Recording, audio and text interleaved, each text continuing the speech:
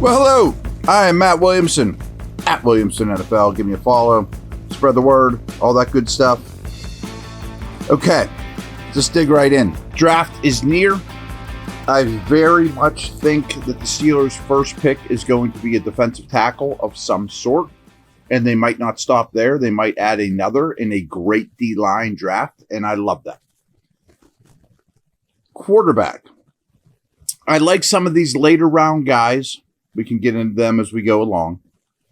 I really don't think that there's any chance they take Jackson Dart at 21, although he actually is not a terrible scheme fit for Arthur Smith's system. I hope they don't take Dart. I'm not a fan of that. I don't think this is the time to do it. I think all of you know what my plan is, big picture for this team, and that is to build the nest so you can go all in on a quarterback next year. And I am very much on board with that. Not that I know that next year's class is going to be awesome. I just think the Steelers will be in much better shape to, take that egg and turn it into an eagle. They build a wonderful nest. But Jaylen Milroe. You guys are probably going to turn it off right now. Oh my gosh, you can't listen. Jaylen Milroe, he can't complete a pass. He's terrible. He's got terrible hands. He's horrible. Hear me out. First off, how they sit right now with their 21st pick and third round pick, I don't think they can get Milroe. I think he's going to go somewhere in between there. But I do think they are very interested in trading back in round one and grading and picking up more day two capital. I would, even if they traded up and if couldn't do that, get their defense tackle they adore and then took Milroe with a trade up in round three, I would understand it. But I think the trade back is the best path to land this player. I'm sure half of you still, why do we want to land Jalen Milroe? Okay. Hear me out. I have many notes here. And let's just get it out of the way. The bad is his short accuracy. It's real bad. And unfortunately, though, when he misses, and this was the case with Lamar, the misses look terrible. He misses a lot of layups. He does. His ball placement isn't great. It really isn't. But I can explain some of this stuff, and I will. Now, first of all, when I was a scout and when I learned things, it was everyone on the planet's like, quarterbacks can't get more accurate at the NFL level. Okay? And we all believed it. But then these quarterback coaches came along that, I think he's working with Carson Palmer's brother, Jordan Palmer. And they all now have him. And there's many examples. Hurts, Dak, Lamar to some degree, but Josh Allen's the best example of coming to league with major accuracy, major biomechanic issues, and then you hire a guru on the side and you work that stuff out. Milroe absolutely will do that. We'll hire somebody and do all those things. And it'll take time. But Allen was a terrible accuracy passer for 2 or 3 years in the league. Now, I'm just going to go through a lot of these notes. And at the end, if you say, this guy's not for me, I get it. But for me, I'm becoming more and more infatuated with him because I think he could be the answer. I mean, the long-term answer, the compete with Lamar and Burrow answer.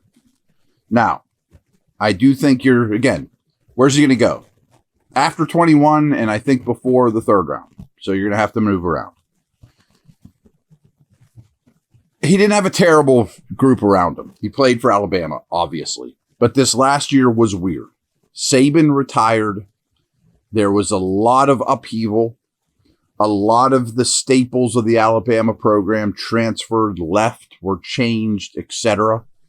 Their offensive line wasn't very good. So that was part of it.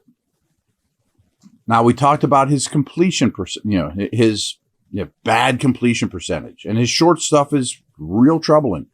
Intermediate's pretty good, actually. Deep is wonderful. He's probably the best deep passer in this class.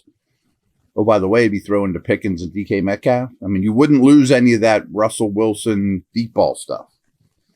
And last year, he did complete 64% of his passes for Bama. People act like he's a 40% completion percentage guy. 64% in the SEC against big-time defenses without as much help as you would think in Alabama. It's not so terrible. I mean, it's not so terrible. All right, BetOnline is the world's most trusted betting platform and your number one source for betting on all the madness. Whether you're a seasoned fan or a first-time bettor, BetOnline is your ultimate game day companion with the largest selection of odds on everything from college basketball to a $200,000 bracket contest. BetOnline continues to be your number one sports betting source. From the Cinderella story to every hat trick, BetOnline has you covered with odds, stats, and more for every game, every play, and every win. BetOnline, the game starts here.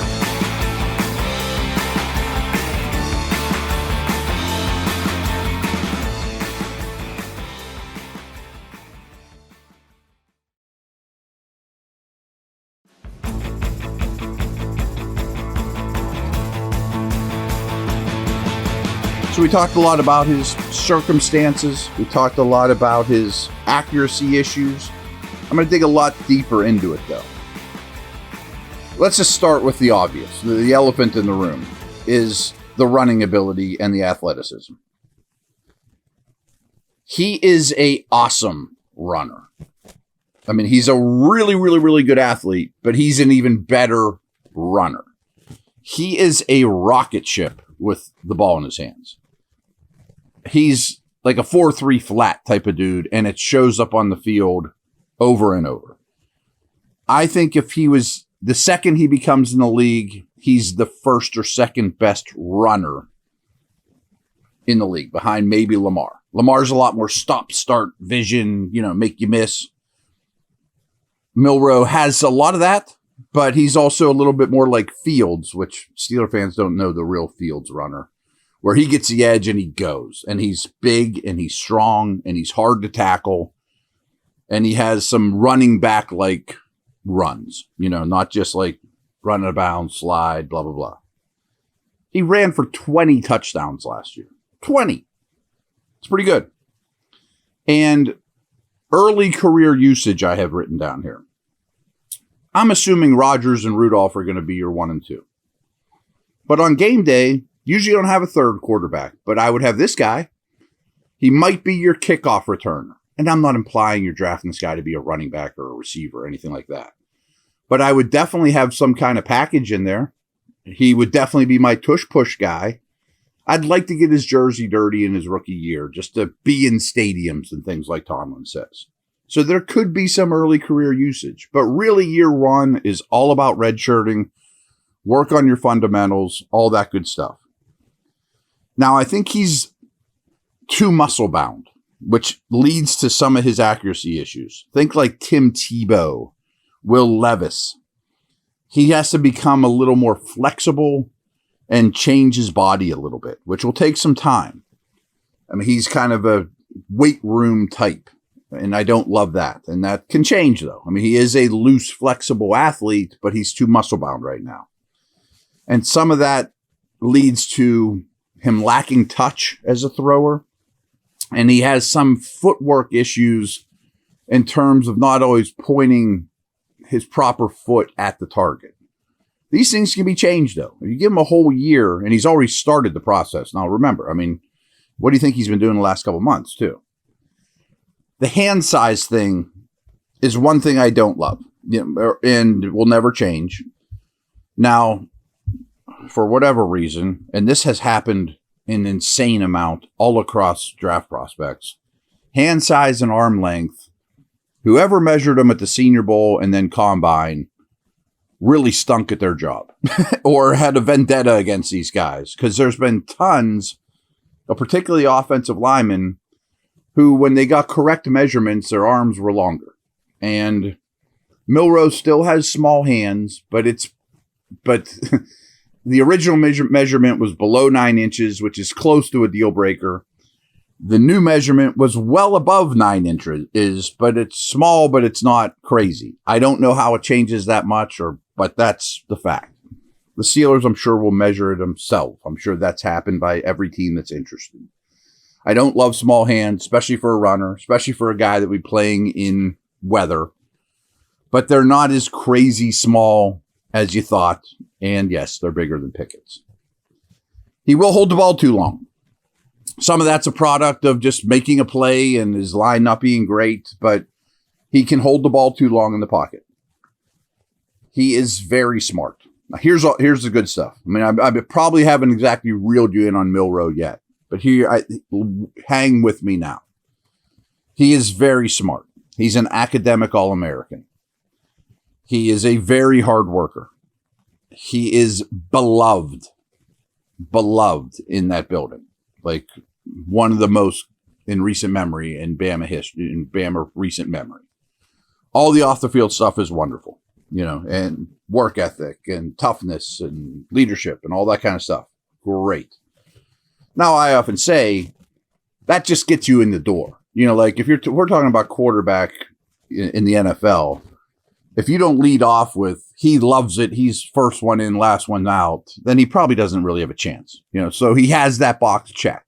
But so does Burrow and Lamar and everybody you play against. Here's where the things to take it to a new level, though.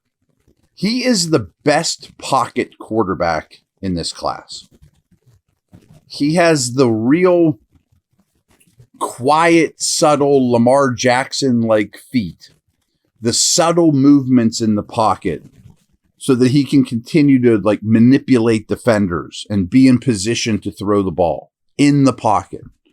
Never gets credit for this, but he is exceptional at it. And he does a really good job at manipulating defenders. He beats up on safeties and linebackers in the middle of the field by manipulating them with subtle little fakes and, moving them with his eyes. He'll hold the safety so that he can throw the deep ball, all from the pocket, let alone when he gets outside and scrambles, which he's really, really good. His numbers on third and longs are extraordinarily good. As a passer, not just as play breaks down, I run a 4-3 past everyone in the SEC, but third and longs, he was great. He's a very efficient mover in the pocket and out. I'm only talking about a passer here. Climbing, sidestepping, finds that open option without, killing the original play. Understands the structure of the routes and the play call and why it was designed. Here's another thing no one talks about this guy. Easily the most compact release in this draft. Now I'm going to get a little extreme here, but think like Dan Marino. Boom. He has that more than, not as well as Marino. No one does. But that's what I mean by compact release. Of all the quarterbacks in this draft, his is clearly the boom. It's gone. Some other little side notes about the person I found that are pretty interesting is him and Terrion Arnold, who was cornerback last year from Bama, Lions first round pick this past year. They started their own apparel company, Lank Apparel, I guess it's called. So he's a businessman. He's smart. He's mature. And then he was asked, would you consider switching positions in the NFL? And he said, you never ask a zebra to be a dog, which I like. I do not want him even consider switching positions. That doesn't mean he can't maybe be your kick returner or your wildcat quarterback in the meantime. And then how about this?